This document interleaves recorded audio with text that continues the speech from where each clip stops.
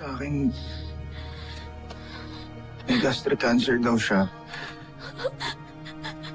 Malubha. Nag-spread na yung cancer sa katawan niya, kaya kahit operahan siya, malakas daw yung chance na hindi na talaga siya makakasurvive. Sorry kung ngayon ko lang sinabi sa'yo. Pinapangako kasi ako ni General Robinson na wag ko daw sabihin sa'yo eh. O kahit na kanino.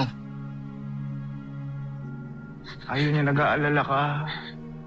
Ayaw niyang magulo yung isip mo dahil sa sakit niya. Jimmy, kaya niya ginawa tong letter na to. Para kahit ano man yung mangyari, makapagpaalam siya sa'yo na maayos.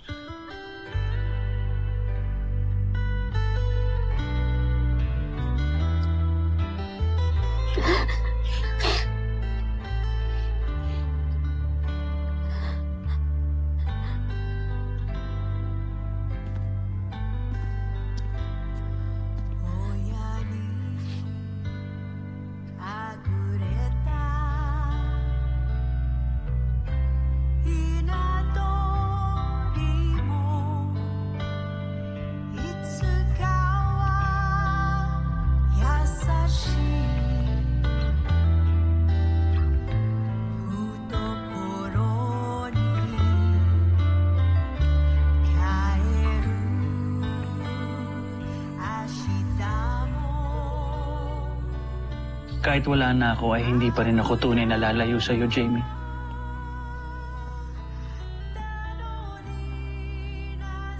Walang magulang na nangiiwan ng anak. I will always be here.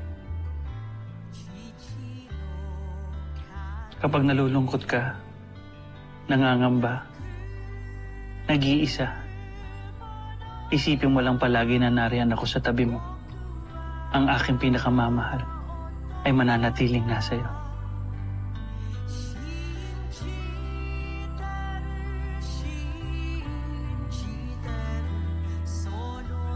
Kaya huwag mong damdamin ang aking pagkamatay, anak.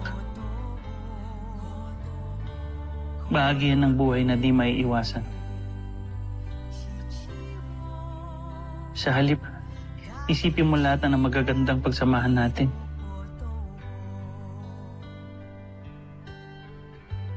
Ang lahat ng mga itinuro ko sa'yo. At kapag namimiss mo ko, tumingin ka lang sa salamin, anak.